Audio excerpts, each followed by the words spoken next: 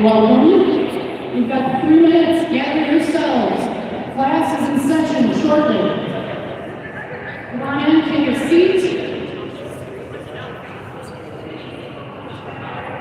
Mike, you good on the YouTube feed? Excellent, thank you. We start in 2 minutes, everyone, in 2 minutes. Folks, if you're in the back, if you can hear my voice, it's time to sit down.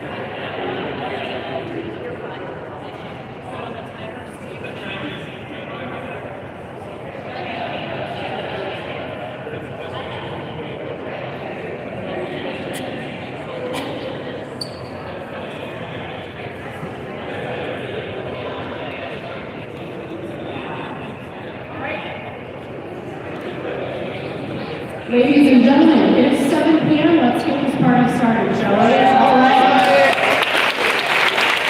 Welcome. My name is John. I am the Foro Corporation Council of Milwaukee County. I was there for the COVID situation and the 2020 recount, so I've seen a few things.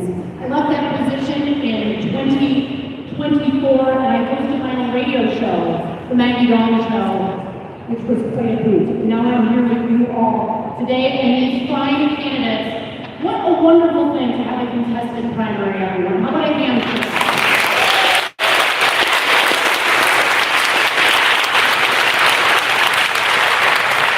I want to thank Indivisible South Shore for their trust in me this evening, to the candidates and campaigns, to Bayview High School, especially to everyone working on all of the audiovisual and logistics.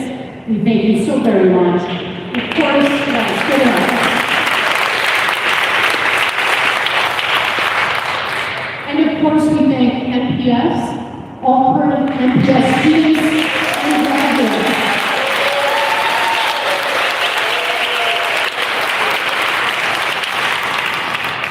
It is public education that brings us here this evening. If you weren't aware, this evening's forum is dedicated to education, and so I would be remiss we did not acknowledge every single public school teacher, past and present.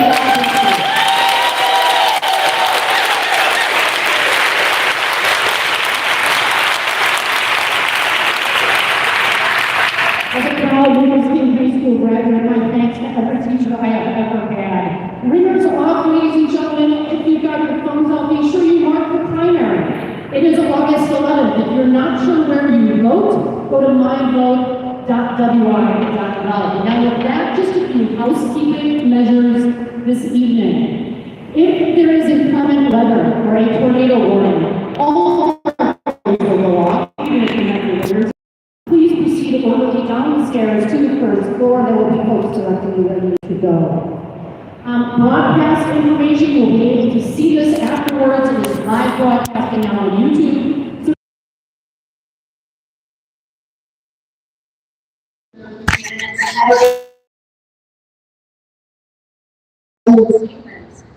candidates will have 2 minutes to answer questions. The 30-second warning before their time has expired. It's a forum. We're all friends here. Everyone will, of course, abide by the time limit. There will be no rebuttals. One note before we begin with the first question. In the information provided to candidates ahead of time, we urge candidates to think beyond applause lines and some of their talking points, to really explain to all of you as we approach the primary how they will accomplish objectives. And most importantly, what compromises might be necessary and how the heck are we going to pay for these things? So again, we're focusing on education this evening. No questions are straight yes or no questions. We provided the candidates with notepads and pens. They cannot bring materials onto the stage because some of the questions might feel a little wonky. So, the order of questions and seating today was randomized. We're going to begin with Lieutenant Governor Sarah Rodriguez. It's a pleasure to see you again, my friend. And one last note, don't leave early. This is an audience participation forum. There will be a QR code where you can give us all some feedback about what we've heard tonight, if it might impact your choice come August 11th. That QR code will be displayed on the screen once the forum has concluded. So with that, any questions from the candidates? Seeing none, they're all old hats at this point now. Let's dive right in, shall we? And the big one, the one that we all know is an issue, is school funding. Public school funding is broken. 72 Wisconsin school districts had funding referendums this past spring on the ballot. I reviewed all of your campaign websites because I'm a nerd and do my homework. And all of you, in some form or another, support the following 3 things. Correcting the general school aid formula to better account for the students and districts with the greatest needs. Secondly, you all support adjusting the per pupil revenue limits to finally account for inflation, something the state has not done for decades. Thirdly, you all support equalizing the special education reimbursement rate among voucher and public schools. Currently, voucher schools receive reimbursement at approximately 90%, and with last year's biennial budget, public schools trailed that, maxing out in a year or two at just about 30%, in an equity indeed. So it's not enough to say that you all support these things, they cost money. So to fund these priorities, you gotta cut somewhere, you gotta create more revenue, or there must be a trade-off of some sort. So, Lieutenant Governor Rodriguez, first of all, do you agree with these priorities? And if you do, what might you be willing to cut, tax, or compromise about to achieve these objectives? Thank you so much for having me here today. I just really appreciate being this forum. We have to make sure that we have the best school system in the country. We have been here before, and we get there again, and it is about funding our schools appropriately.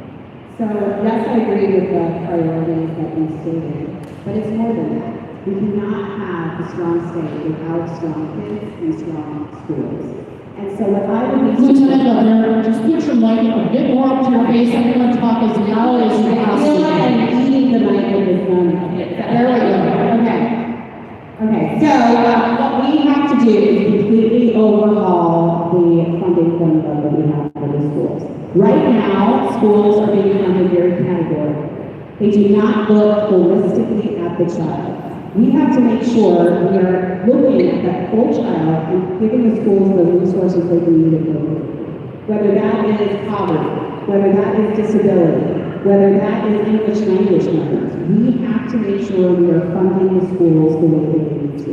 When we talk about funding, the money is there within our budget. It is how we allocate it. Who are we giving tax cuts to? And one of the areas that I think we can do to bring additional revenue into the state is we can regulate and legalize marijuana in the state of Wisconsin. We know that other states have done this for over 10 years.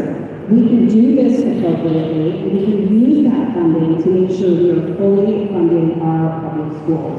We know we're getting additional revenue. We know we're going to be able to take some of those tax dollars that we're already getting for tax breaks, be able to fund public schools. That's how we're going to reduce property taxes in the state of Wisconsin.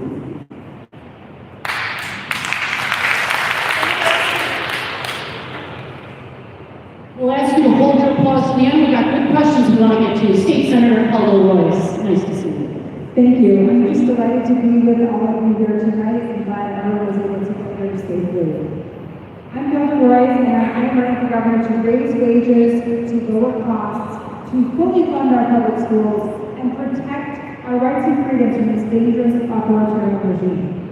Now, I am a public education candidate in this race because the reason I am in this state is because it was the public education state. My parents moved here from other parts of the country because they knew as a family of honest means they could give their kids a great life because of our public education system. And we moved to rural northern Wisconsin, north of Highway 29 in Taylor County, because the schools were that good. I can see as a mom and stepmom that what my kids are getting are not the same as what my sisters and I got, and that is not okay with me. We have the resources to make Wisconsin the very best place to go to school. We're simply making bad public policy choices. I will raise taxes on millionaires and billionaires. They need to pay their fair share and if they're getting a free ride in the Walmart club. I will bring the voucher scheme, which diverts $1.5 billion in every budget to private economic schools. I will bring that program to a responsible close. Not overnight, but over time, I have a first-step plan to do it. I will look for new revenue sources, like ending the subsidies that we are giving to data centers, and to give commuters to the manufacturing and agriculture tax credit. And, of course, I want to legalize cannabis to help pay for early childhood education, because we don't start learning in kindergarten. We start the minute we're born. But the one thing I'm not going to do is put the burden for funding our public schools on the property taxpayers. That was Tom Tiffany's plan and Scott Walker's plan. Our plan, my plan, will give to property taxpayers relief and give our kids the future that they deserve. County Executive David Crowley. Thank you. Good evening, everybody. I want to first and foremost say thank you for being here. I also want to say thank you to South Shore Indivisible for organizing this event as well. When it comes down to school funding, it's extremely important. And for me, it's a full circle moment because I'm sitting on stage at my alma mater. Graduated from Bayview High School, Martin Public School, alumni. All three of my daughters also attend our public school systems. And it is asinine the fact that so many of our public school systems are going to referendum in order to pay for the basic operations that they need to teach our children. And so first and foremost, we have to make sure that we're looking at all the different levels of tax credits that we've been giving out, tax breaks. We look at the manufacturing agricultural credit. It's time that we actually shift those funds back to our schools because we have to look at education as one of the most core economic development initiatives, investments that we could be making here in the state of Wisconsin. Because if we're not investing in our children, there's nothing else that we really have. And so we can legalize cannabis here in the state of Wisconsin because we have millions of dollars that we can leave out on the table, going to Minnesota, going to Michigan, going to Illinois. It feels like Wisconsin is a donut hole when it comes down to legalization. And it's time for us to use those dollars and really put them to work here in our own state by legalizing it. But I would say, when we talk about legalization, we have to talk about how we also decriminalize it. That's a whole other conversation.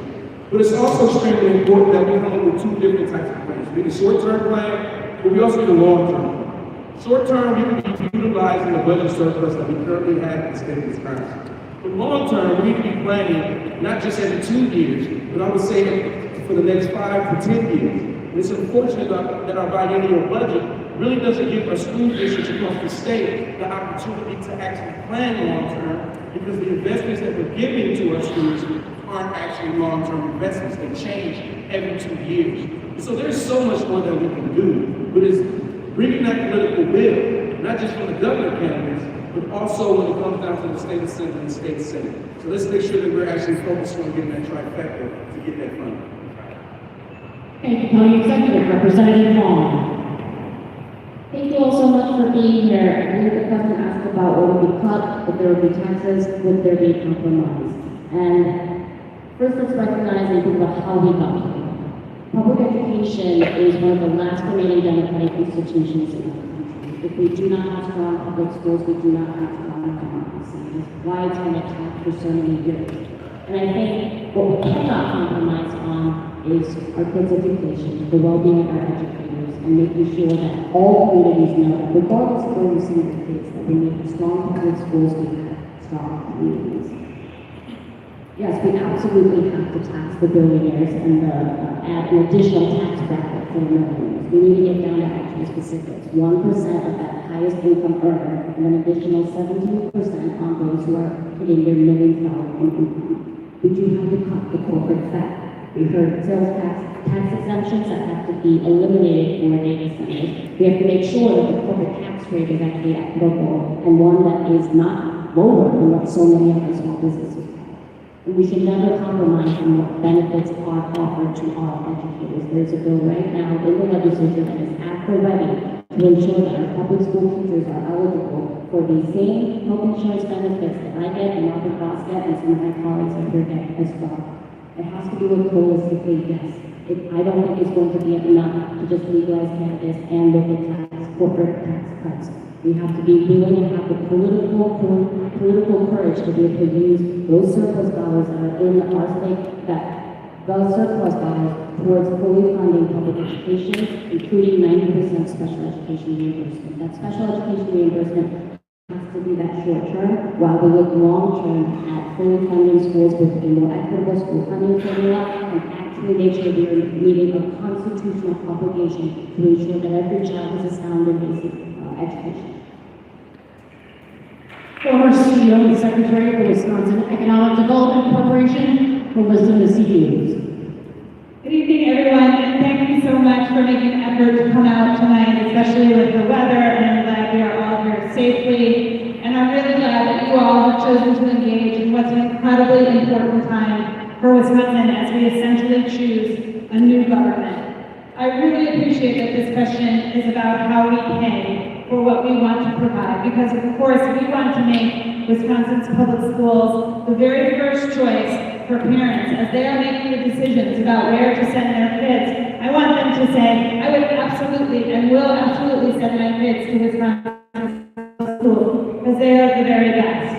And the funding formula, the 2/3 funding formula, was put in place to create a partnership between the state and local districts to ensure that local districts have the control to be able to provide for their students, but that the whole state was participating in making sure we were providing the education that our children need. We have gotten so far away from that, and so we absolutely have to reinvent and rethink about how we fund our public schools, and that is work that we all have to take up. We hear it in every corner of the state. I'm sure my colleagues would agree with me on that. But we have to pay for these things, and it's expensive. And we can't just continue to rely on every Wisconsinite to reach into their pockets and find more money. We need to develop the economy. We need to grow the economy so that we have more revenue, more in our coffers across the state. That means bringing in business. It means creating jobs. It means helping small businesses on our main streets all around the state. It means making sure that we are working every day to advance our state and be leading in the things that we are so good at, like agriculture and manufacturing. We do have to do this work because we cannot anticipate that there will just be more that we can find under the mattress or in a millionaire's pocket. Of course we need to have everyone pay their fair share, but the only way we can have economic justice and fund our public schools is to have economic growth, and I would do that as governor. Thank you. Former Lieutenant Governor Mandela Barnes.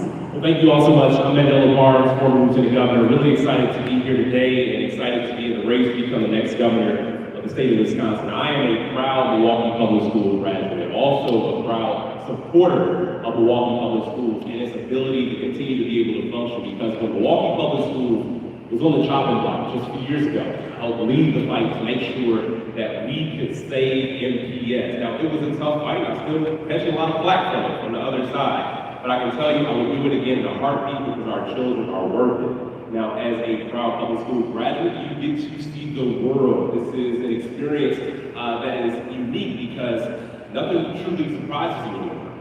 It's shaping our world. It's made me a better person, a better friend, a better citizen. And to that point, this is exactly why Republicans are trying to take away public education and divert our dollars to a private school system that has been ineffective.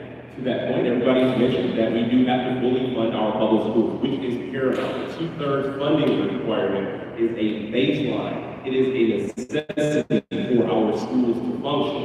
And when we ask how are we going to pay for it, the answers are very simple, quite honestly. We have the money. We've just been spending it wrong. It's been a priorities mismatch in the state for a long time. The former governor implemented the largest cut of public education in the history of the state, the largest in this country at that point. And if we can come up with a multi-million-dollar package to give out to professional sports teams, the least we can do is put that money into our schools and prioritize our future by investing in young people across the state of Wisconsin. We also have to prioritize support for our students who are dealing with significant challenges that make it difficult to have a prosperous learning journey.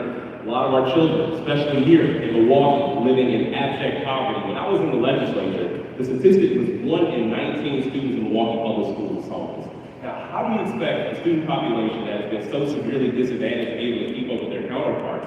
And that's why I've been a proud supporter of the community school model. And again, how will we pay for it? The money is there. We tax billionaires, we reform the agricultural manufacturing tax credits, and for any dollar we can have to put into professional sports teams should also go back to our public schools. Thank you. Former Secretary of the Department of Administration under Governor Evers and current President of the Greater Milwaukee Committee, Mr. Joe Bennett. Thank you. Thanks everybody for being here tonight. I'm proud to be in Milwaukee Public Schools. Proud to have been a parent of 2 Milwaukee Public School graduates. My son and daughter are here. They spent a combined 20 years inside MPS schools. And we are city residents, and I'm proud of the work that goes on inside MPS. If we're going to do what we need around public education, there are a dose of a couple things that we need. 1 is courage, 2 is honesty, 3 is transparency.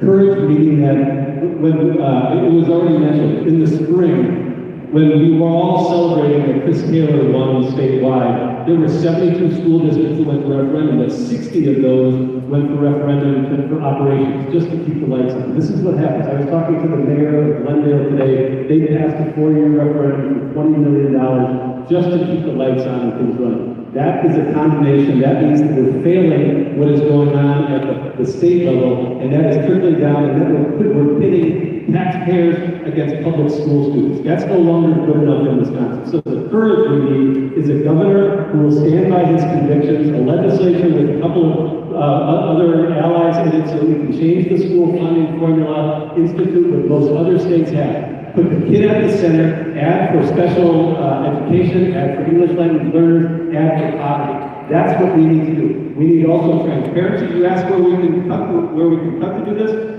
The largest voucher recipient in the state of Wisconsin is really a virtual school. $45 million of vouchers went to a school that really doesn't have much of a gymnasium or a classroom or anything. Those are the types of things where we can make value judgments and we can start to make changes. The other thing that we need to be is utterly transparent. In the legislature, in the last budget, they said they were going to introduce special education rates that were going to be reimbursed at 42%. When the dollars came down, it was really in the low 30s. That's not good enough for us in Wisconsin. A level of transparency that is honest, that has integrity, that pushes us to where we need to be. Those are the kind of things we need to do to get to the education system we want. Thank you, candidates. Our next question is about mental health supports in schools. We're going to start on this end since you've got the mic. How will your administration address mental health in schools? Specifically, how will you provide dedicated funding for social workers, psychologists, and counselors, each of whom fulfill a unique role in every school for every student, despite the fact that these positions are often first on the chopping block when school budgets are stretched? Mr. Secretary. Thank you. Yeah, and this is a problem in the Milwaukee public schools. It's a problem in rural schools. It's a kind of a symptom of the larger problem that we have in public education, where so many of the issues that are being asked to be addressed in the classroom are ones that happen outside the schoolhouse door. There is challenges that we have right now around social media, around stress, around academics, family challenges. In many places, it's around the lack of housing and issues that people have around there. So there is a heaviness around mental health that is a challenge for everybody. The first thing that I would do, it's not necessarily around schools, but it's something more global. Mental health has to be part of basic health care in Wisconsin.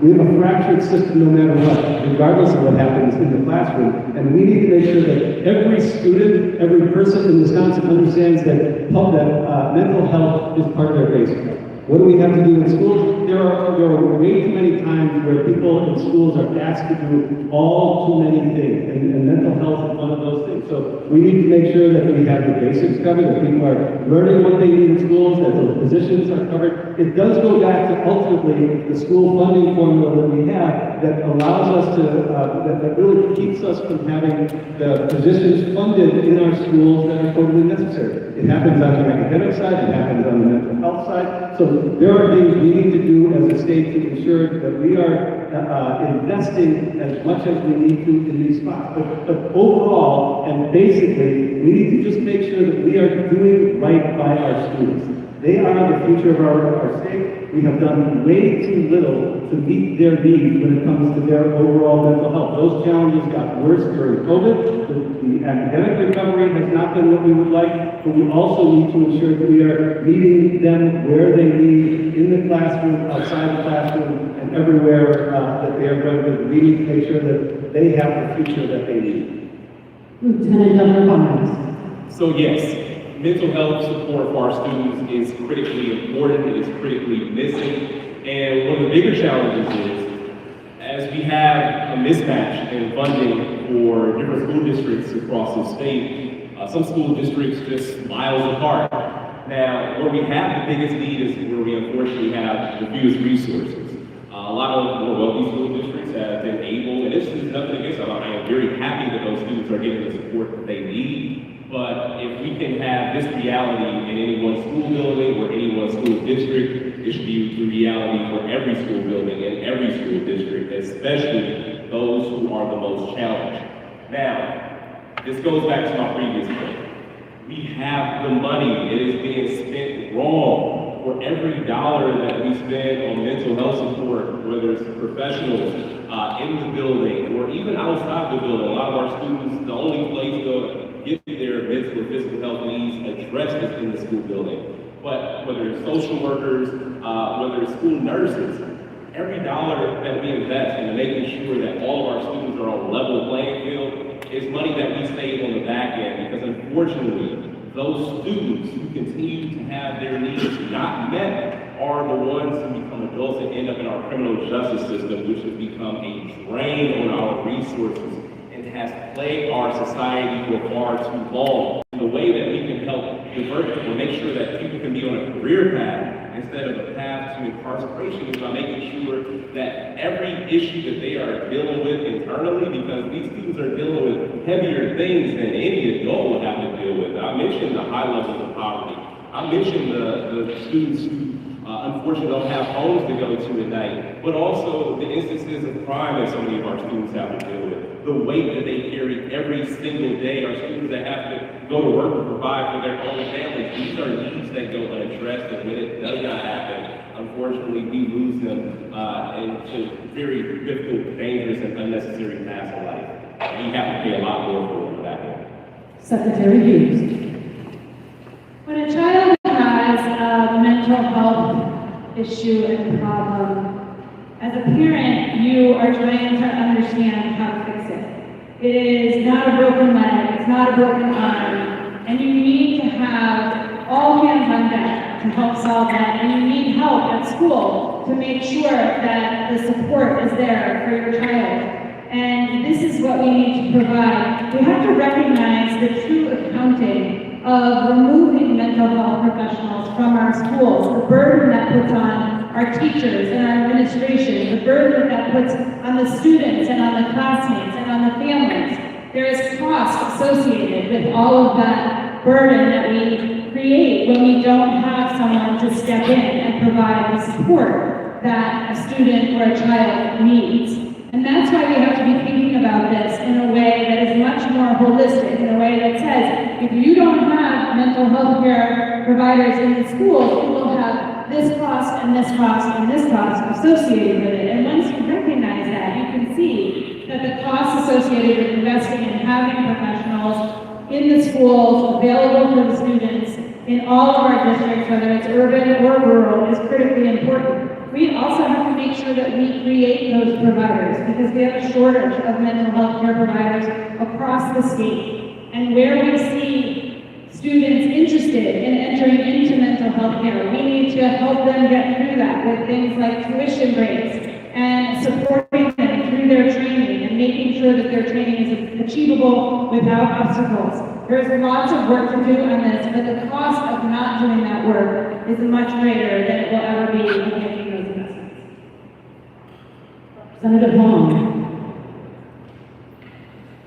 I was fortunate enough to go to a mental health roundtable in West Bend, and one of the parents there was actually a school psychologist. And he noted something that really it stuck with me, in that the districts, we as a community actually have a responsibility to help provide the skills and tools for our parents to also help our kids at home.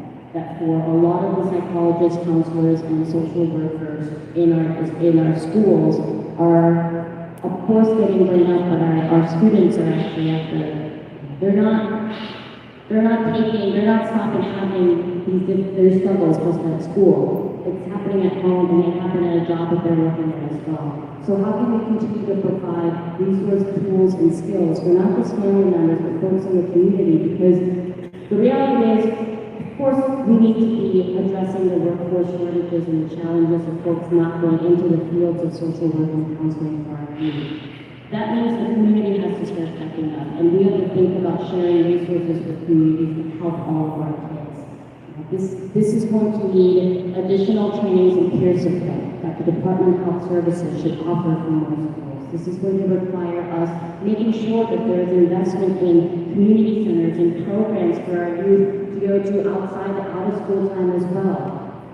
I completely agree that for, just like our educators, students will learn better from folks or receive information better from people who share their lived experiences. How can we make sure that we have counselors and social workers and psychologists who share lived experience with some of our most vulnerable students and make sure that education is accessible for them to get their higher education degrees to do their clinical work? So, yes, funding absolutely critical, but we need to think more in terms of how can a community be a reflection of the school community, and that means folks learning more about the mental health resources and skills that not only do we need to share with our students, but make sure that we're actually sharing with one another as well. County Executive Foro. We must invest in mental health. If we don't invest in mental health like we do physical health, we're basically telling people that they don't know. You know, mental health is extremely important to me because I grew up in a household that had its own mental health issues. And I would tell you that it's not just affecting our students, it's also affecting our teachers. Because we don't have the necessary nurses, the psychologists, the counselors, teachers have become everything to our students. They are the counselor, they are the psychologist, they are the social worker, and in some cases, they become a guardian. And so it's extremely important that we're expanding more services for young people when it comes down to suicide prevention, for our teachers when it comes down to trauma-informed care, and making sure that our young people have access to substance use treatment as well, because we know what they're doing. It's extremely important that we allow this to happen in our schools, and this is why I truly believe in the community school model, because our schools should be the one-stop shop. Parents should just drop their kids off and then decide they want to go somewhere else, especially if they need assistance, and we can provide them mental health care here as well. Provide the students with mental health care, provide the teachers with mental health care. Strengthening mental health across this state is going to be a Herculean effort. Because what many people may not know is that Milwaukee County, we're one of the very few counties that actually has a system. It's imperfect, but we have a system. You think about other communities like La Crosse and rural community areas, they don't have access to mental health professionals. And there's also a shortage. And so we have to work hard as a state to make sure that we are creating pipelines for individuals to go into this profession. And if we don't have enough people who are willing to provide, then we need to make sure that we are partnering with local organizations, with the hospital systems, to make sure that the opportunities are there to provide that level of support. Because the more and more we turn a blind eye to mental health, the more unhealthy our community is going to become. Senator Lewis. Every child deserves access to high-quality, school-based mental health care. But for that vision to be realized, we need to make sure that there is a full-time mental health professional in every single school in the state. And you're right, it is often the first thing on the chopping block when budgets are tight. And budgets have been tight because of 30 years of bad Republican policies divesting from public education. I will change that, and this commitment is personal to me. My mom was a mental health professional. I grew up with her welcoming people into our home who were experiencing mental health crises rather than being hospitalized or institutionalized. She pioneered a program that became a global model for how to help people that were struggling with mental health. And I just thought it was normal that we had people that could stay with us when they were in the midst of this crisis. In the assembly, I was really proud to champion back in 2009 the passage of mental health parity in this state, but we have a long way to go. And now in the Senate, as a member of the Joint Finance Committee, which writes the state budget, I hope to champion a $300 million investment in school-based mental health. And of course, the Republicans took it out. We need to make sure that our schools have the funding that they need, but we also, as David said, we have to increase that pipeline of providers. Because it is expensive to go to college and get that treatment, and it is expensive to get your training in hours, so we have to make college affordable. And we have to pay people when they're doing the practical and getting their hours, so that we forgive loans if you're going to serve in a high needs area like mental health. More broadly, we have to make this society one where young people don't have to face the mental health challenges that we do. Tackling gun violence with responsible gun safety laws, so that kids don't have to be afraid. Making sure that kids have access to arts and sports and theater and music, things that we know enhance their lives. And getting rid of the cell phones and regulating big tech that is destroying the sense of self and identity and wellness. That's what our kids deserve, really. Lieutenant Governor Rodriguez. So I'm a nurse by background. I have been on the front lines watching the mental health crisis for my entire career. I was an emergency room nurse, watching as people came in crisis, not get the type of care that they needed. Whether it was working within public health agencies, local, state, federal, trying to create the systems where people can actually access care within their community. Or whether it's been as Lieutenant Governor, I was the chair of the Healthcare Workforce Task Force, and this was one quote that stands out to me that I heard all over the state. That if we could double the number of mental health providers in the state of Wisconsin, and it still would not be enough. And this is particularly true for those who care for children. That is the actual gap that we have is so much more significant in those that will actually accept children as patients. So I was really proud with the Rodriguez administration to put the $300 million within the budget for mental health for children across the state. And once again, the Republican-led leadership took that out and brought it down to $30 million.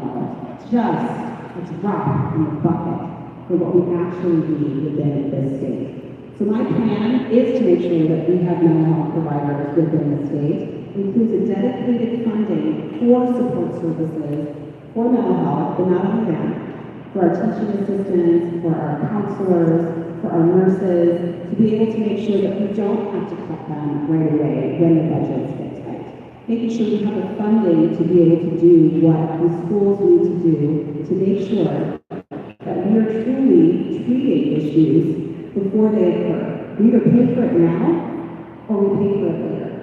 And that's what I want to do. Let's take care of our kids now. Thank you, Lieutenant Governor Rodriguez. Senator Lewis will be first up with this next question. Let's talk about school safety. Many have expressed concerns about law enforcement officers being placed into schools, also known as school resource officers or SROs. What is your view of the proper role of law enforcement in public schools, specifically SROs? And if you have concerns about law enforcement officers in public schools, how do we balance that with the need that some express to harp our public schools as targets and physical building security? If you would start, Senator Rice, and then we'll come down here and that might right back to the Lieutenant Governor. As an attorney, I am absolutely committed to community safety, and no place should be safer than our schools. But I really hear and understand the concerns of people who say that the presence of police do not always make schools safe. And in fact, we see that sometimes the safest neighborhoods, the safest communities, you don't see visible presence of armed police officers, right? But we also want to make sure that the police that are responding and interacting with children do have special training because schools are different.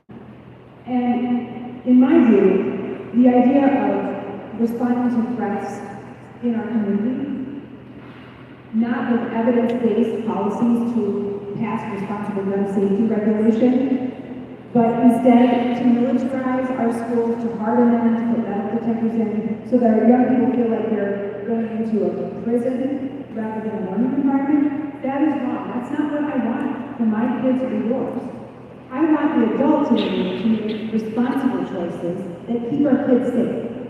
And we can do that without violating anybody's rights.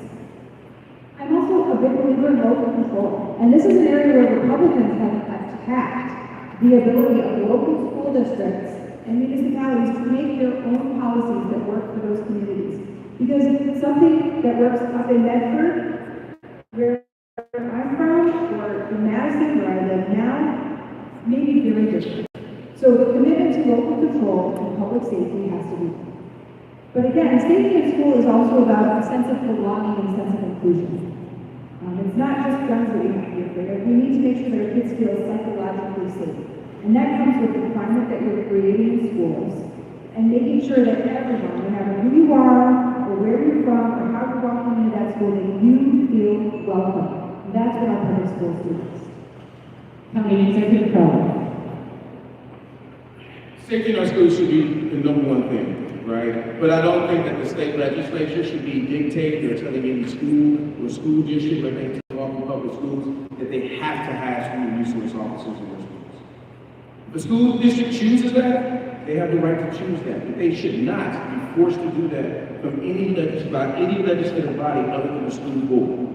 When it comes down to school safety, I think what we need to really be focusing on is the morale and how we have, as Senator Boyce was speaking to, how we have psychologically attacked many of the students in our public schools.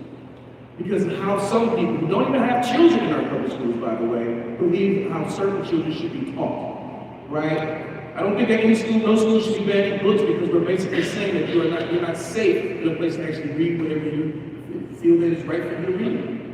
And so I truly think that it's not just about working with law enforcement. The law enforcement have a role, absolutely. I think that we could be working with community members and actually investing in community violence interrupters like we have here in the city of Milwaukee and Milwaukee County. We have been investing in 414 Life and many nonprofit organizations to actually work on the streets, build relationships with these young people, and even through our advanced peace model, making sure that we can stop the retaliatory violence which we have seen a reduction in here in Milwaukee County because we're putting our money where our mouth is. Law enforcement plays a role, but they're only there for after the fact. There's so much more that we need to be doing in making sure that we're investing upstream for our young people so violence is never an option, but also that we're creating the biggest and the most safest of safe places because that's what our schools should be. I was always told that if something was to happen when I was a young kid and I was lost, go to the school because that is the safest place. But unfortunately, for many school districts across this state, it's become the most unsafe place. And we need to change it. Representative Vaughn. I committed to, on day one, calling in a special session to have the state legislature take on common sense gun safety reform. So background checks, red flag laws, and safe storage. When it comes to school resource officers and decisions around safety for our schools, I think it's paramount we listen to our students. Ensuring that we have student representation on school boards, absolutely. But our students right now are organizing. They are, regardless if it's Milwaukee, Madison, up to Superior, I think we continue to underestimate young people, and it is to our own peril. Many students feel unsafe when there's a bigger presence of armed law enforcement in their schools. And it is going to take a community response, a community supporting students to help make our schools safer. And I agree with some of my colleagues here that it does need to be a local control. The state should not dictate or tell a community that they have to have law enforcement in their school. But I think who is at the decision-making table and how those decisions are made, making them more transparent, so more folks in the community know and understand what's happening in their schools. Public safety is, we have to get serious about public safety, and that comes both on preventing crime, supporting young people with programs, knowing that they can go and be creative, feel safe, and be themselves, and making sure that the people who are in the classrooms living the threats and the struggles and the challenges of what so many young people are going through, whether it be mental health, economic instability, existing as a person right now in this world is a lot. It has to always be a very comprehensive collective response. But I think when it comes to safety in schools, it's paramount that we listen to our kids. Secretary Hughes. If the question about safety in schools is honestly answered, we need to look at whether we're talking about a danger coming from outside the school, or a danger within the school. And that is what needs to guide our responses. If we are concerned about a danger coming from outside of the school, I 100% agree with Representative Hong. We need to move forward on common sense gun safety laws, and we need to make sure that we're enforcing those laws and that we are protecting all of our population, but most especially our students, from threats, from guns. If there is the question that it is violence within the schools, then we have to work with the teachers. We have to work with the parents and the administrators to address that. We can't expect law enforcement officials to come in and be able to relate to what is happening to students within the school. Teachers know what students are facing, whether it's with academics, with mental health, with their family issues. They can step in and help with those issues and should be the lead on that. We don't have the ability to train our law enforcement officials to be able to answer to every issue that comes up. And if we do need to have law enforcement in a school, we need to tell the students why. We need to be transparent about why there are law enforcement there, so that we can mitigate fear that they are witnessing, wondering, what's that guy doing here? Who's he going after? What is all happening? That affects the entire student body immediately. We saw it again and again as we had trainings for shootings and things like that at our school, or we had drug issues in our high schools. These are issues that the kids immediately start to wonder what's going on. And so having that transparency, the kids can handle it if you're honest and you are truthful about the issues that we're facing. Lieutenant Governor Barnes. Every student deserves high quality education, and every student deserves to be able to go to school, come back home, and not have to worry about the threat of gun violence or violence of any kind. And as you know, different school districts all across the state, all across the country, have different needs, have different wants, and also have different challenges.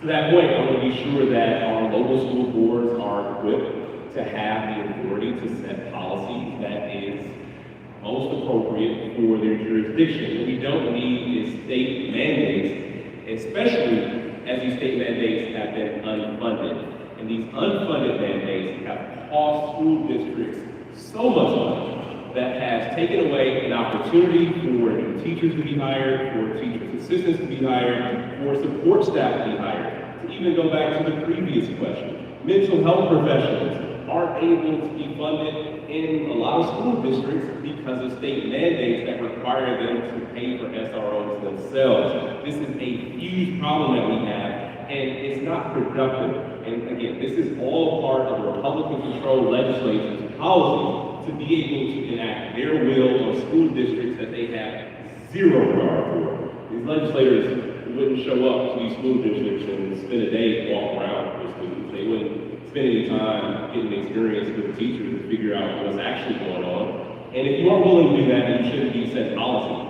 for schools and school districts. Now, a part of that safety equation, again, is making sure that we're doing everything we can on the front end, making sure that all of our students have the resources and support that they need when they go home at night, and everything they need when they show up to school. And in many instances, this could be something as simple as schools being able to provide meals for students. This could also mean that we have after-school programs that are fully funded so that our children, that our students are actually building relationships with each other in real life and not just on social media where so much can get misconstrued, which leads to a lot of the disagreements that we've seen in our schools that has led to acts of violence. We have to be so much smarter in the way that we do things, and if the only response that we have is providing more requirements for SROs and not actually meeting the needs of our students, then we're doing this backwards, and unfortunately, we're going to lose a whole generation of students. This is why investing in the whole child is the most common sense approach that we can take when it comes to fully providing education to our students as it is necessary. Secretary Brennan. I'm going to echo some of what others have said about the first issue being this state preemption and the state requiring this. It's not just what happens inside the schoolhouse, but it happens in tax policy, it happens in law enforcement, it happens in environmental regulations where the state has just said, you local government, where the rubber hits the road, you actually don't have any decision-making authority on it. So I think that started under the Walker administration, it's continued because the legislature has continued. I think we need to get back, I think I would echo what all of us up here would say is that we're going to get back to a time where there is the right kind of partnership between state and local government. That includes state and school districts. Now, I have visited school districts and I have seen a very healthy relationship between school resource officers and those in the classroom. I was in Sauk Prairie and I saw a school resource officer who knew the names of all the kids, and it was what we used to think about the way things should be. I think there is absolutely positive things that can happen. If you have another set of eyes, if you have another set of informed people who are in the classroom, the people and in there, you can understand where there may be self-harm, where there may be things coming up in the classroom, where there may be things that are happening outside. All of those things can be valuable. And when the state mandates that, or when the state does it, it brings the response that we've had in Milwaukee, where oftentimes the kids see this as just punitive. So we need to absolutely do that. Now, the other thing that we absolutely need to do when it comes to schools is around school safety. My son is here, he's a freshman in college. He goes to school in Providence, Rhode Island. You all remember what happened at Brown. He goes to a school across town. His first semester in college ended without exams because there were 2 people who were killed across town. Every kid that comes into a classroom, they don't look around to see where the school board or where the blackboard is. They look around to see where they can get out if somebody comes in and shoots. That's not worthy of us as Wisconsinites or Americans. Those are the kind of things that we need to do to have common sense gun laws to ensure that we're making the changes we need to make. Folks, we're about halfway there. Wiggle around in your seat. I'm just giving time to get the mic out. That was my fill. So take a breath, everyone, as we get the mic out. Lieutenant Governor Rodriguez. Thank you. Again, as a public health nurse, when you're talking about school resource officers, that's way downstream as to what we should be doing, and we should be intervening way earlier with the resources that we've already talked about. Mental health, nursing, counselors, making sure we have the right number of teachers, the right number of teaching assistants, so that we can prevent some of these things from occurring. But we would be remiss if we did not talk about, which many of us on this stage have talked about, the #1 killer of our children in the United States is gun violence. My son, he's 19 now, but he was in first grade when Sandy Hook massacre happened. And I remember coming home after that and just sobbing while I hugged him, thinking this could have been my child. And then as I read more and more, there was a little boy in Sandy Hook who had the same exact birth date as my son. Noah Posner. And I remember that name, and I remember his family, so that I can remember what we're fighting for. If we want to talk about public safety, we want to talk about our kids, we have got to address gun safety in Wisconsin, we've got to address gun safety all across the country. The fact that we had so many children murdered so many years ago, and we have done nothing to stop that, is infuriating to me as a mother and as a nurse. And we're going to need people who have the courage to be able to put this type of legislation in place. Common sense gun safety legislation. And we know that when we ask Wisconsinites what they want us to do this. Thank you, Madam Lieutenant Governor. County Executive Crowley will begin with you. Teachers are scapegoated. Public school teachers are scapegoated every day. If you could please address teacher retention and development, as well as salary and benefits, as well as teacher performance evaluations. Open-ended question. Well, to all the teachers in here, thank you for all the work that you do. Because when I think about my upbringing, if it wasn't for the public schools, if it wasn't for the teachers and mentors that I had within the public schools, I would not be here today. So first and foremost, I want to say thank you. But the first thing that we could do is we can rebuild our time, making sure that we're actually giving back the dignity, the respect, and the compensation our teachers absolutely deserve because they are taking care of our most precious commodity, which is our children. And I know that you all have been scapegoated. Republicans for decades, starting with during the Scott Walker era, he's been coming after teachers for so long because we know that the Republicans, they don't want an educated society. Because the more that we know, the more that we're going to continue to push back on these bad policies because, I'll be honest, it feels like they peeing on us, they want to tell us it's raining. It's time for us to really change this, right? And so when it comes down to our teachers, we really need to bring back the dignity and respect. And it starts with making sure that we're giving local control, but also working with our school boards to make sure that they have processes and things in place to make sure that our teachers are getting the kudos that they absolutely need. But it also starts at the state level. We have to make sure that we are working with our teachers to figure out what more can we do for you, because I know that there are many teachers who are sticking around even longer because there's not enough young people in the pipeline to actually work in these schools. And so, one, we have to get serious about creating a teacher pipeline, working directly with our high school young people, working with our teachers to identify students, to start that dual enrollment opportunities right then and there. It provides a mentorship with that young person, but it helps give life to that teacher as well because they see the incoming workforce coming in right behind them. They have a responsibility in making sure that our students, as well as that new teacher, is on the right path to success. But it's also about making sure that teachers come to the table. Teachers need to be a part of the process, and not just creating these laws, but also when it comes down to implementation, when it comes down to the rulemaking, because you all are the experts, and you need to have a seat at the table. Because if you're not at the table, as I always say, you're on the middle. Representative Wong. I would get really annoyed when I would hear about the teacher shortage. And because it's been a shortage of respect for teachers that has gotten us here. And it is not enough just to repeal Act 10. We must put a stake in it. I would like to see Act 10 as a ballot referendum question so that we can put it into the Wisconsin Constitution that everyone has the right to a union and to collectively bargain. We need to make sure that there are educator voices on the school board, that we have a seat on the school board. And I went back to the benefits that I said we should be offering the same benefits that Robin Ross and I have to our educators, the health benefits, retirement. And I think it's critical that the pipeline absolutely, we need to make sure that teachers are paid, our student teachers are paid during this communication, that we are helping to build mentorships, that we are ensuring that our educators who have many of the same lived experiences as some of our most vulnerable students have the opportunities to continue to go back to those classrooms and support those students. I think so often though that this demonizing of our educators, again, very intentional by the Republicans, is something that we all have a responsibility to stand up and defend our teachers.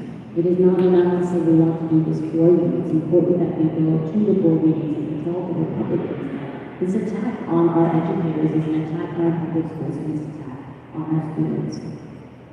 When it comes to retention, it's the first 5 years of a new teacher in our public schools. It's so formative and it's so difficult for so many of those young teachers right now, which is why we're doing not only mentorship programs, but ensuring that there are opportunities for them to actually see that we need to build in the prep time, that we need to make sure that our teachers are the ones responsible for all basic services that like the wraparound services that so many of the students are missing, that they deserve to have not only bigger voice, but that support from their board, their community, and of course the state.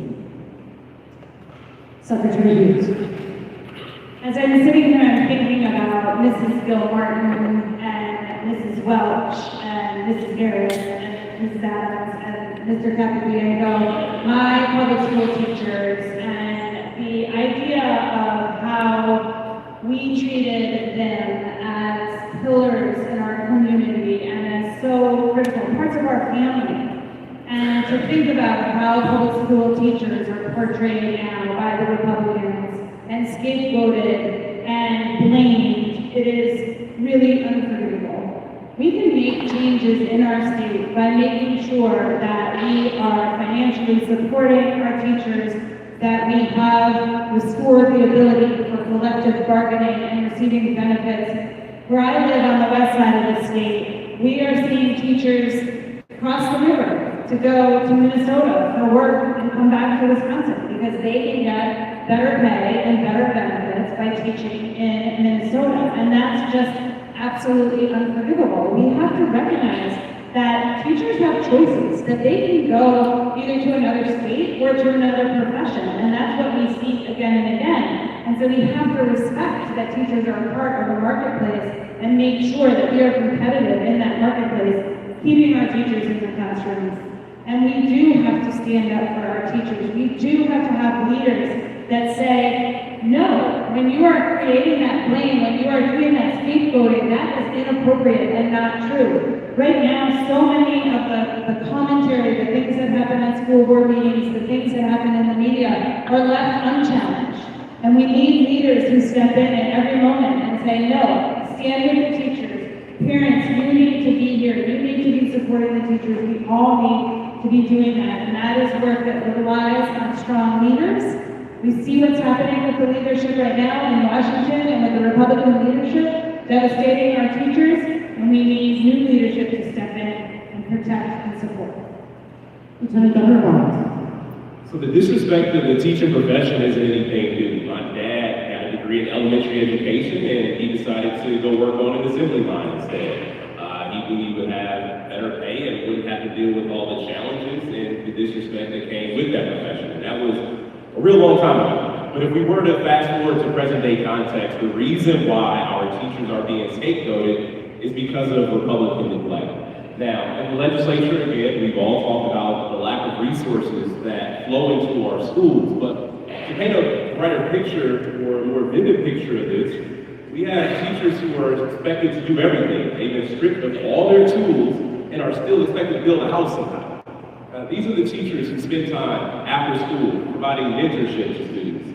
Teachers who may see something in one of their students and realize that food insecurity is an issue and spends money out of their own pockets to bring lunch or bring dinner to students.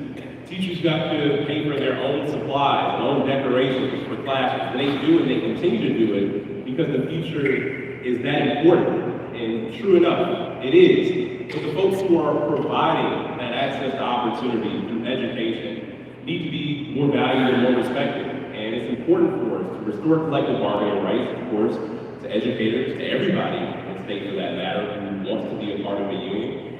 And we also have to increase teacher salary, because if we aren't providing our teachers with enough money to only have one job, I can't tell you how many teachers I know with multiple jobs just to pay the bills, just to keep up, just to be able to afford their mortgage, just to be able to afford that vacation. It is a sad state of affairs when the folks who are providing the most vital resource to establishing any sort of future in this state are going without, or feeling like they have been left behind, or feeling as if their profession is not worthy. The teachers, I can tell you right now, have given so much and received so little and have been neglected by the legislature. That's why we need to fight to change the legislature. Secretary Grant. You know, a couple of months ago, I found myself on a Thursday night without somebody to drive me and accompany me to a place that I was going, which was probably 120 miles away. And I called a former coach and teacher of mine who coached me in baseball in high school. Look at me, that was a few years ago. It was like 40 years ago. But on a day's notice, on less than a day's notice, he was there for me, he accompanied me, we had a ball. It would be one of the things that I would remember. We all could go through things like that. That's what teachers are in our communities and in our lives. The job that I had in state government was, as the Secretary of Administration, was responsible for all of the human resources across state government. So when Act 10 was passed, it not only had a chilling effect on the teaching profession, but on prison guards, on people who work in the state, people who work in public service, who felt like they had a target on their back now. And that hasn't subsided over the last 16 years. So we absolutely need to change that. We need to elevate respect and regard. We need to reestablish that. Teachers need to be paid in ways that show that we respect them. Those are the types of things that the steps that we can take immediately. I think we can also honor teachers by ensuring that they are getting the training that they need, that they have every opportunity to have the access to the tools inside the classroom. Because as has been said here, the expectation is that they're going to deal with all the issues that they have in the classroom and the learning challenges that we have all across our state, the outcomes that we don't like, but they are also expected to do that and to deal with people who come in hungry, kids who are unhoused, who have housing challenges, kids who have stressors at home. All of those things are part of what we ask teachers to do. So it's high time that we have a governor and a legislature who have that respect and regard, and we can make the value statements in the budgets that we pass, the resources that we provide, that ensure that teachers know and believe that we have the respect and the regard and say that we have for them. Senator Royce. Don't fill this time. Oh, sure, whatever you prefer. We're making our own decisions here. That's right. So I appreciate this. I remember during COVID, all of the rhetoric around teachers and around what was happening within the school districts, and it was so frustrating to me. Because as a product of public schools, as somebody whose both of their children are in public schools, I have seen what public school teachers do for our children, how transformative that is. My mom was a teaching assistant for children with special needs and was there when Act 10 got passed, when they stripped union bargaining rights away from teachers and teaching assistants. She was a union member. And she saw what has happened since then. The number of teaching assistants that were in classrooms for children with special needs has gone down dramatically. We are not meeting the needs of our kids. When we do not respect teachers with salary and with benefits that they deserve, this is going to push teachers into other professions. I have spoken to so many teachers who have left. They wanted to stay, but they ended up working someplace else because they didn't feel like they got the respect that they need. And we need to work on the pipeline. You know, as the chair of the Healthcare Workforce Task Force, I think that clinicians and teachers, it's very similar. We can use those same interventions, making sure we do loan repayment. And maybe if you don't need loan repayment, a down payment on a house, so that you can move to places where we know that we have shortages. But working to make sure we increase that pipeline, I'm really proud that the Evers-Rodriguez administration has one of the first apprenticeship models for teachers in the United States. They are taking teaching assistants, paying them full-time wages, full-time benefits, putting them through school so that they can get a bachelor's in education and then never have to leave their job to be able to do that. That is the thing that we can expand in the state, and as governor, that is something that I would prioritize. Royce, the number one factor in the success of our kids is the teacher in the front of the classroom.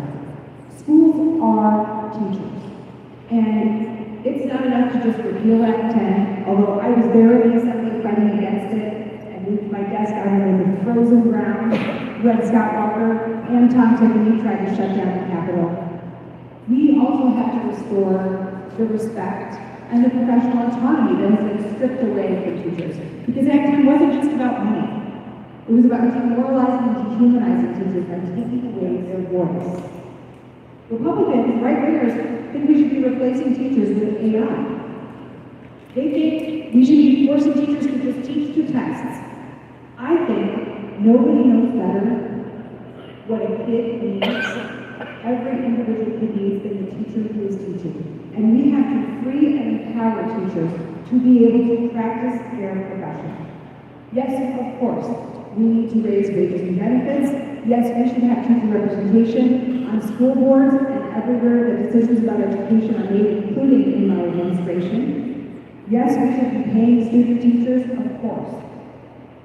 But at the end of the day, I care about teachers because I care about kids and I care about our schools. And I am so proud to be the candidate in this race that has earned the trust and the support of Wisconsin's teachers. I've been endorsed by RIA, the state teachers union, and that matters not just because of their reach and their resources. It matters because teachers are the ones who have the moral authority. They are speaking for our children at a time when Republicans have attacked them again and again for doing so. And I will be the governor of public education who champions teachers and who brings back the respect that our teachers are owed. And by the way, the bill to let everyone buy into the state healthcare program, which will help save teachers money, is my bill. It's called Care, and we will help empower school districts to save money and get teachers raises with better teachers. We're going to begin with Representative Long for this next question. We're going to ask the candidates to keep their answers to a minute for this question because they each in their way have already addressed this a wee bit. But we cannot talk about K-12 education without talking about voucher schools, choice, and charter schools. Part of the push to include these as options and to push taxpayer funding to them is that some parents are dissatisfied with public schools. However, there is very little evidence that these alternatives consistently improve student performance or do so more cost efficiently. And in fact, many claim that these are nothing more than thinly veiled mechanisms by which to defund public schools at the expense of the most at-risk and disadvantaged students. So, my question to begin with you, Representative Long, is this: what reforms, oversight, and accountability policies do you propose for voucher schools as you transition out, which I know is part of your platform, and for each candidate to answer according to their plan? Thank you. Public dollars belong in public schools, and we do have to ensure that there is a responsible end to the voucher program. I think one of the most important things that we have to do is ensure that there is parity for special education reimbursement. It's 90% reimbursement for public schools, and it is for many of the voucher programs, for the voucher schools. The other piece is, other schools are not required to have licensed educators. They don't move in the same auditing processes or are under a lot of same jurisdiction provided by the Department of Public Instruction. Every school should have licensed teachers there to our kids deserve. There is a lack of transparency and accountability, and I think we have to look at making sure that the schools are receiving vouchers, have those students and those families that have sent their kids to a public school. The majority of the families who are participating in the voucher program have had their kids in private schools. Over 800,000 students in our state go to public schools, and it is deeply irresponsible, both fiscally and morally, to have more of our public tax dollars go second out to public schools. And so, also, the caps. We have to maintain the caps on that participation while we work to make sure that there is a responsible end through all of the voucher programs, including the ones in Milwaukee and AC. And remember why these were proposed in the first place. Failed Black and brown students in this state for generations. How can we make sure that they're at the table for when we are putting the end to this program and ensure that, again, we continue to invest in public schools because it is prioritizing public schools is good for all communities. Secretary Hughes. You just want to do one minute, right? If you can. Okay. We've talked tonight about the public school funding and the need to prioritize public school funding. And we recognize that we have to fill that bucket first. That is the priority that we are setting, that I am hearing again and again around the state. As we build that funding, as we build that formula, we have to institute transparency and accountability around the dollars that are spent in our voucher schools, the same way we have transparency and accountability for any public dollars that are spent. When I was Secretary of WEDC, if we gave a $100,000 grant to a community or to a business, they had to account for every penny of those dollars. They had to have certified financial audits accounting for those dollars. We need that kind of accountability with the spending of the money, and then we need accountability around the performance of the students in the schools that are receiving those dollars. And as we put that into place, and we have the transparency on our property tax bills, of anything that is going to voucher schools, we will be able to build the system that creates the political power for fully funding our public schools, for maintaining that, and for making sure that that, again, is the very first choice for our parents when they are looking at where to send their kids. Lieutenant Governor. I think we've all been sold something and it didn't turn out to be what we thought it would be when we ended up getting it. And that's what's happening with so many of our parents who thought that it would be a better option for them to opt into the voucher program. So many people, so many parents unfortunately signed up and didn't get what they were expecting. And the reality is, it's not that parents are necessarily dissatisfied with public schools, they are dissatisfied with what our public schools have been left with. And that is why we have to continue this fight to make sure that all of our schools have everything that they need so that our students can thrive, so that our students can get ahead, and we can build well-rounded, well-balanced communities. Now, this happens through accountability, which has not been the case. So many schools in the voucher program have limited to no accountability at all. And we don't see the same horror stories as we've seen, back in the day where schools were closed overnight. But as I do believe public dollars belong in public schools, the fact is any school receiving a dime of public money, as any entity receiving a dime of public money, there should be a public set of standards, public scrutiny, public governance, public oversight. And that's not what we've been witnessing. And I can tell you that almost overnight, the bad actors will be gone from the program if we immediately implemented a system of accountability. That is what we have to do. That is the safest and most responsible path to an off-ramp for this program that is taking so much money away from our public schools. Mr. Secretary. So I would say I've already expressed a couple of ways in which I think we can start to rein in some of what's going on, the most egregious things in the voucher. I told you that the largest recipient to the tune of more than $40 million is a school that most of the students attend virtually. That's a loophole that we can close. As was mentioned before, up until this year, there's been a cap on the statewide program at 10%. After this year, that cap goes up. That's something that if we're responsible, we need to be making sure we're putting that back on. There is a transparency argument we made in the city of Green Bay. On your property tax bill, you get to see how much money is going off to voucher schools. We could do that statewide. Those are the types of things that give people the level of information, the level of confidence that they know where their dollars are being spent. When it comes to accountability, I can tell you this. I think that good schools, all good schools want accountability, no matter what kind of school they are. And we should make sure that we are entering into a path that we can provide that level of accountability. But I'll also tell you this. I spent the morning at a Milwaukee charter school, at Milwaukee College Prep. They have 4 campuses and they have several hundred students. And I saw teachers and I saw kids who were performing well. That's the bottom line for me. It's about outcomes for us, it's about outcomes for kids. How are we ensuring that there are more kids who come to Bayview High School well prepared? How are we ensuring that we do the things that ensure that kids are ready to take that next leap? I'm going to be a governor that is about making sure that there is a level of accountability, about transparency, but more than anything else, around the outcomes that all of us deserve, that our kids deserve. Madam Lieutenant Governor, as we pass the mic down. I've heard the 2 kids, 17 and 19-year-old, and I think we need to have some grace for the parents who are just trying to make the best decision for their child. My son went to the big public school, excelled in all the AP classes, in college right now. My daughter's on her 3rd high school, still in the public school system, but we needed to make a different choice for her. And the really big, large high school just wasn't working for her. She just fell right through the cracks.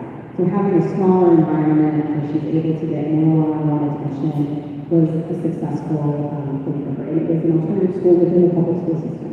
So having choices like that for parents, I think is really important. You've already heard many of the things that we can do already with the voucher program. If you want to take public dollars, you have to have the same standards as we have our public schools. Absolutely. And I think Mandela Barnes is right, that many of those who are going to be unwilling to meet those standards, and some of them will no longer be able to accept those vouchers. A couple other things that we can do is to make sure that families are meeting the income level. Every year they're enrolling within the voucher program. So right now, if they enroll in kindergarten, they don't really have to recheck their income ever again. And I know an income can change pretty significantly from kindergarten until high school.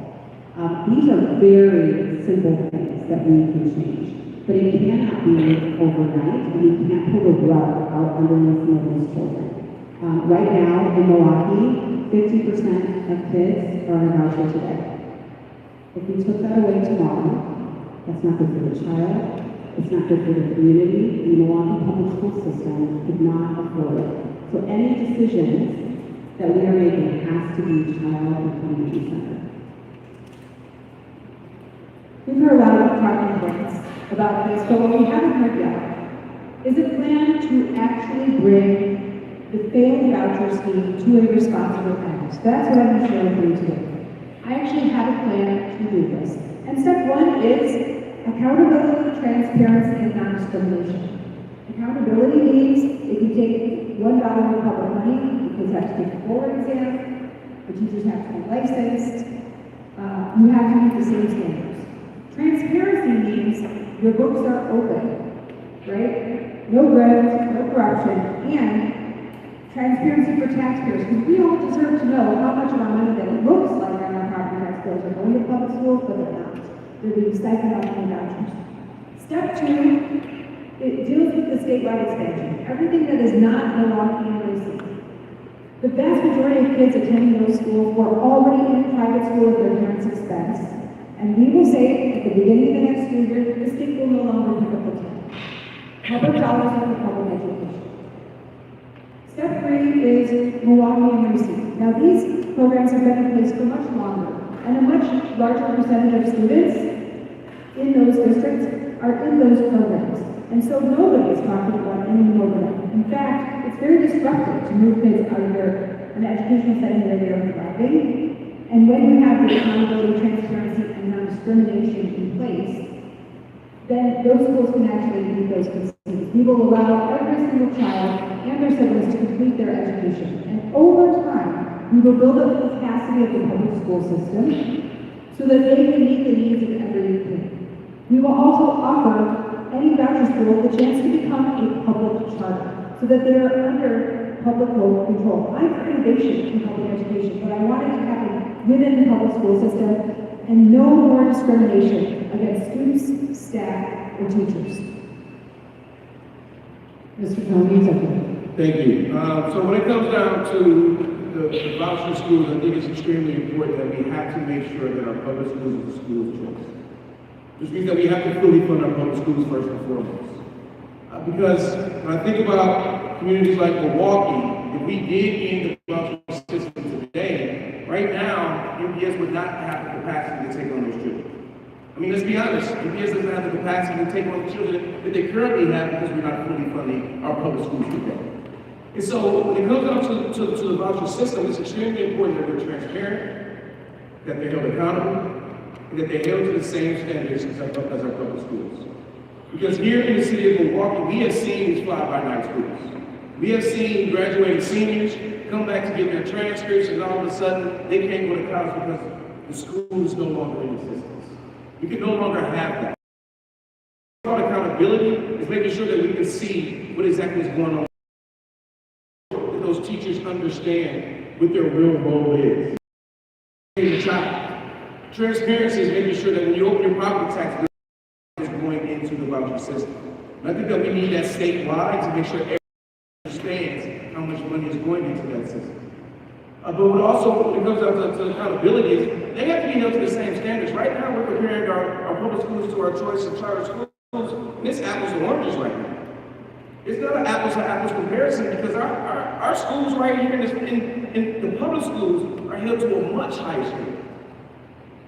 And I would say that when you see these voucher schools, particularly when they bring on students with disabilities, and all of a sudden they get the third Friday count, they send them right back to public school. But there need to be a penalty for that. They can't continue to take on children just to bring in this money and then siphon them back to the public schools when they're not going to be able to receive the dollars to make sure they're getting the best education possible. Because it's not just those students who are going in between the choice of the public schools that are being hurt, it's everybody within the public system that is being hurt. That's why we need a long-term plan when it comes down to publicly funding our school systems, our public schools, making sure that we're holding our vouchers and charter schools accountable. Thank you. Secretary Hughes will have the last question. Yes, we made it, everybody. The last question. We'll have you begin. Last month, Governor Evers and legislative Republican leaders proposed a compromise bill that would have increased school funding and would have provided a property tax rebate. At the time, many Senate Democrats opposed it because of the projected structural deficit by 2029 that would occur if there was zero economic growth. Now, reporting just this week indicates that perhaps that bill is not quite dead and that it may come before the state legislature again. A recent poll puts public support of this bill at 80%. So I want to ask each of you what your current position on the compromise bill is. But more importantly, I want to ask each of you what you want to promise to these folks here and the folks that will be voting on August 11th. What can you do that's better than this bill if Democrats do not have a trifecta? If they do not control both the Assembly and the Senate? I think voters want to know. We'll begin with you, Secretary Hughes. Thank you. I was the only candidate on the stage that came out strongly in favor of the bill. And the reason I did that is because governing is hard. And I know, having worked with Governor Evers for 6.5 years, that he worked day in, day out, protecting Wisconsinites, protecting us from Republican overreach. He was the ultimate goalie with many, many shots being taken on him. And when he presented the compromise bill, I understood that he believed that this was the very best thing for the state at the time with the cards that were on the table. And I understand that governing is hard, and that reaching compromise is what our democracy is about. And leadership is taking a beat and saying, what is the context of this bill, and does it make sense? I didn't need a poll to tell me that Wisconsin was going to be in favor of this. As I travel around the state, Wisconsinites wonder why Madison doesn't work. They wonder why we can't get things done. And when there was a bipartisan bill presented, we saw politics as usual. We saw press releases, we saw tweets, we saw insults, and I did not find that to be what Wisconsin was.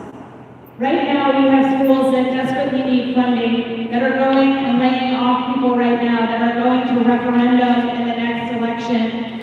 These funds needed to get to our schools. Again and again, folks are facing property tax challenges. And while the property tax rebate wouldn't have solved everyone's financial challenges, it demonstrated an awareness that after having that surplus in our state, in our capital for many, many years, we needed to get those dollars back in a time when many Wisconsinites were struggling. That's why I supported that bill. As we move forward, we don't know what's going to happen in November. Of course, we hope that we have a trifecta, but that's getting dealt with. And dealing in the context that you have. If we don't have a trifecta, I will work day in and day out with all of the legislators to make sure that we put our priorities first, to advocate for public schools, to say as we are elected, as I was elected governor, there was a mandate for public school funding and supporting public school funding, and I will fight for that. But I have worked with Republicans. I'm the only secretary that was confirmed twice unanimously by the Republican Senate. I can sit down at the table, I can work with them, and I can govern, and that is what we need from the next government. Lieutenant Governor Barnes. So what the polls show was that people all across the state of Wisconsin are in desperate need of relief, as half of folks' discretionary income is going to pay for gas. Now, when things are this difficult, when everything costs so much more, of course, more money in your pockets immediately is something that folks that not just desperately need, but should absolutely be the reality of folks. Costs have gone up because of poor decision making by Republicans. It is the war in Iran that is costing us more at the gas pump. It is the fact that we haven't expanded Badger Care under the Affordable Care Act, and people are paying more for health insurance premiums. It is the fact that we haven't seen an increase in the minimum wage since it went up to $7.25. That's making it so hard for people to be able to get by. Now, when it comes to the compromise bill, what this really shows is that there needs to be more legislative days in session. Now, if we had more session days in the legislature, in the Assembly, and the Senate, we could have more time for more long, thought-out process when it comes to developing policy that truly impacts people. This is a serious undertaking, and the reason why we have that surplus in the first place is because the needs of the people of the state of Wisconsin have yet to be addressed. It's because our schools aren't fully funded. It's because we haven't invested in health care as we should. It's because the mental health support isn't the reality in school districts across Wisconsin. It's because we haven't made the necessary investments to make Wisconsin the best place to live, work, and raise a family. That's how we ended up in that surplus. Now, how that is spent, now the negotiations, in my opinion, should happen with people who are going to be around in 2027. Not with folks who are going to be retired. We're going to have a new governor, a new Senate Majority Leader, and a new speaker, regardless of what the party looks like. That means new negotiating partners. That means new opportunities for the state of Wisconsin to reach its most full potential. It is at that point where we can come up with the most sound policy. And again, more legislative days would have kept us out of this mess because we could have had real thoughtful debate. We could have engaged the public even more, and we could have come up with a real solution that would not have ended up with a structural deficit. And the governor has done an amazing job against a hostile legislature. My hat goes off to him. But since my time in the state assembly and during my time as lieutenant governor, Robin Floss has never been a trusted partner. And I cannot trust him to deal or come up with the best solutions for a surplus that he won't even be around to be held accountable for. Now, what I can promise you in this room is we are here to defend public education. I have taken on the tough fight. Continue to take on the tough fights. I will put it all on the line to ensure that our have the support and resources that they need, regardless of what the legislature looks like. Regardless of if I'm in office or not, I am still going to continue to fight for our public schools because our public schools gave me an opportunity, and it is important to make sure that every child growing up in the state of Wisconsin has at least the same opportunities that I have. Secretary Byrne. You know, I worked with the governor to put together 2 budgets as the Secretary of Administration, and I know the challenges of doing it. The idea that you would enter into the next budget with a $3 billion deficit potentially makes that materially harder for all the stuff that we were talking about making investments. The surplus that's expected is expected at the end of next June. We're in a Donald Trump economy. If anybody trusts that we are going to have, that we can absolutely be certain that what we expect at the end of next June is going to happen, then you're more trusting in Donald Trump than I am, and then that we should be. Here's one other thing about the bill. If this auditorium were filled, we took this third of the seats over here, we filled them with people whose only income is Social Security, or if you make so little that you don't have a tax liability. That third of the auditorium, they get nothing. Those are the people who, when they put money in their pockets, by the way, they spend it. If you're going to do something that's trying to stimulate the economy, put money in people's pockets, it ought to be spent. If you're only doing that for the people who are doing well, you're not doing right by Wisconsin. So, those are the things that I think are in trouble. When you peel back the layer of it, sure, it sounds good. Sure, everybody wants that. We want the investment in public education. We want the investments that help bring property tax down. We want those not just for 6 months, we want it for 6 years. We want 16 years of something better than what we got, starting with Scott Walker being elected in 2010. You want to know the first thing that I would do? We haven't talked about it tonight, but I'll tell you the first thing that I would say we would do with that surplus is at the end of June, money is running out for daycares and early childhood education in the state of Wisconsin. There's $1.5 billion that's sits on the sidelines every year in productivity, mainly women, because they can't find accessible, affordable, or high-quality daycare. The state was one of the last ones to put money into early childhood, one of the last 6 states to do it starting last year. We did it for 1 year. The budget is for 2 years. So what I would do, the first thing that I would work my butt off to ensure that we get $110 million to at least prop up this failing early childhood system so that we can fix in the next budget. Those are the things that are going to have impact. Yes, we like when things sound good, but we absolutely need if and when we're going to govern effectively. Lieutenant Governor Rodriguez. Do I want to invest in our public schools? Yes. Do I want to provide economically because people are hurting? Yes.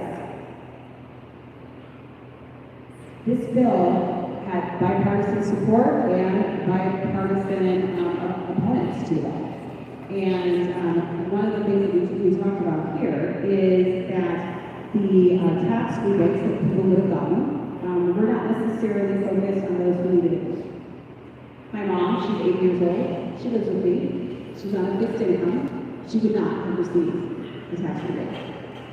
However, my brother and sister-in-law, who are both executives within their respective careers, would have received the tax rebate. And so this type of legislation requires conversation. And what I'm really focused on is moving forward. I'm really proud of what Governor Rivers and our administration has done for education in the state, but it's simply not enough. We have got to make sure that we are fully funding our public schools, that we are making that the special education funding meet the needs of the schools in Wisconsin. And when we're talking about it, what I can do as governor, regardless of who's in the leadership within the Assembly and the Senate, is use that bullet pulpit of the governor's office to call out those purple district Republicans. To say, you want to know why your school is not fully funded? You want to know why your tax bill is so high, your property taxes are so high? It's because Representative Smith is refusing to vote to fund your public schools. That's what the next governor can do, regardless of who else is in power. Senator Royce. Governing is hard. It is. And you know how I know that? Because I am the only person on the stage that has served in a Democratic majority. And I remember being elected to my first term in the Assembly in 2009, the first Democratic trifecta in 24 years in the midst of the Bush recession. And the first thing that we had to do is pass the budget repair bill to just keep the lights on in state government until June. And then when we had to pass the budget, we furloughed public employees. We made cuts to education and higher ed and healthcare. I will never, ever put Wisconsin in that kind of a dire fiscal position ever again. And the easiest thing in the world would have been for me to just vote yes to a deal that writes people a check. Not the people who need it, but writes people a check right before election time. I'm on the ballot August 11th and say, hey, you're welcome. Oh, let's pay lip service to funding public schools, even though 20% of this deal is for public schools, and the other 80% is for Republican priorities. And who cares if it's going to create a $2.9 billion deficit down the road?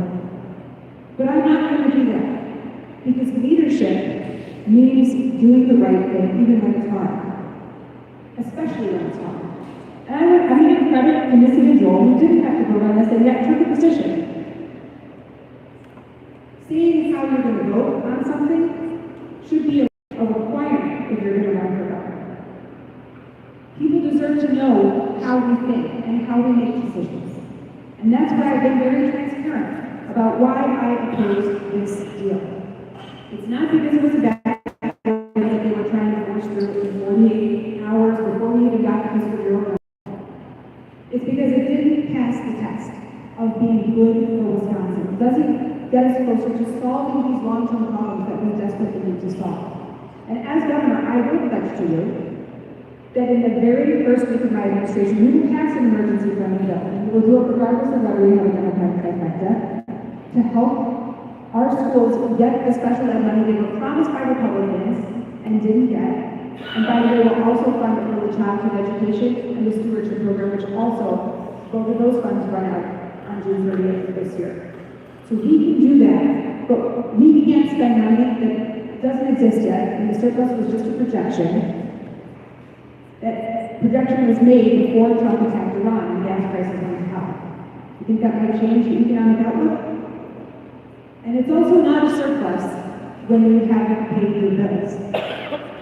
The state has not paid its bills, especially on public education. That money, whatever money materializes, rightly belongs to our kids, and the governor, I'm going to put it there. County Executive Code. Yeah, just to borrow a line from the former lieutenant governor, I think there are a lot of people who are desperate for this bill, and desperation has settled in for a lot of them. You know, when I take a look at all the different candidates up here, I think we all have a wide range of experience, but I'm the only one up who actually has experience running government. Not just running government, running one of the most challenged levels of government in the entire state of Wisconsin, because I was coming in facing a $100 million deficit. So when you talk about compromise, I know what it means to bring a county board to the table and making sure that we're actually working together to tackle the issues. Because not one single person, not one single organization is going to take all of us coming to the table to make sure that we're going in the right direction. And that's what I would do different, make sure that there are more people at the table, right? I think that Governor Evers and the leaders are doing what they can to try to do something to deliver to the people of Wisconsin. As many people up here talk about, they don't know if they can trust one another. And I can understand that. But it's not about trust. It's about doing our damn job. It's about delivering the resources that these communities need each and every single day, making sure that our schools have the necessary resources that they need. But more importantly, we also need to make sure that when we're providing the economic relief, it's coming from the bottom up, making sure that our most vulnerable residents are the ones who are going to be benefiting from this. Because they may not have the savings account to go to. They may not have a 401k or a pension to pull out from. They're looking for some level of relief right now and for it to happen today. And so it's extremely important that when we look at this particular bill, that we're actually understanding that we need compromise. And if I was governor today, this bill would look different.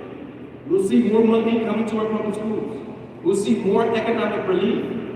And more importantly, we'll see more people at the table actually helping to make these decisions. Because at the end of the day, what we're missing right now at the federal level, at the state level, it is compromise. Because we don't trust one another, we're not actually passing bills that benefit the people who are in this room and outside these walls. You can't match more crazy with crazy, otherwise we're just going to be going crazy. And so right now, let's focus on how do we actually compromise. You don't have to give up your morals, your values, your ethics, and what you believe in order to make sure that you and your neighbors are getting what they need in order for us to move forward like our state model says. Representative Holmes going to have the last word of the evening, and then we will put up on the screen the QR code so that you can give us some feedback on what you heard tonight and if it's had an impact on who you may be voting for on what? August 11, myvote.wi.gov. Thank you all so much. Representative Holmes, the last word of the evening. The people of Wisconsin deserve better. I would vote no on that bill again, because the governor should not be someone who sells out any community. To vote on a bill that would hurt some of our most vulnerable folks right now, where we deserve permanent fixes for the growth of so many problems, to meet it with incrementalism and a bill that would put more people in harm's way in the future. At its core, at our core, the role of an elected official is to lessen suffering, and I voted no on that bill because that would not do it. It is imperative that we recognize that we can do something right now to ensure that there is a democratic trifecta. And I am so incredibly proud of the community of volunteers, voters, supporters from all across the state, even some from outside the state who are paying attention to Wisconsin right now, working, knocking doors, texting, and talking to their neighbors, and about political conversation where folks are voting for trifecta right now. Yes, I passed bipartisan legislation. for education on Grace University. So I will, of course, work across the aisle to deliver and sacrifice for the people. And I think compromise ultimately comes down to how are you going to present a vision where people see themselves in it? And we're doing that right now by prioritizing public schools. It is an issue that impacts every community in our state. And so, I think moving forward, if we're going to have a state that actually belongs to everyone, we have to prioritize public education. We need to ensure that we're working for that trifecta right now, and that there is a governor who is always going to be willing to say, I will not sell you out, I will put you and your family first. Ladies and gentlemen, what is coming through?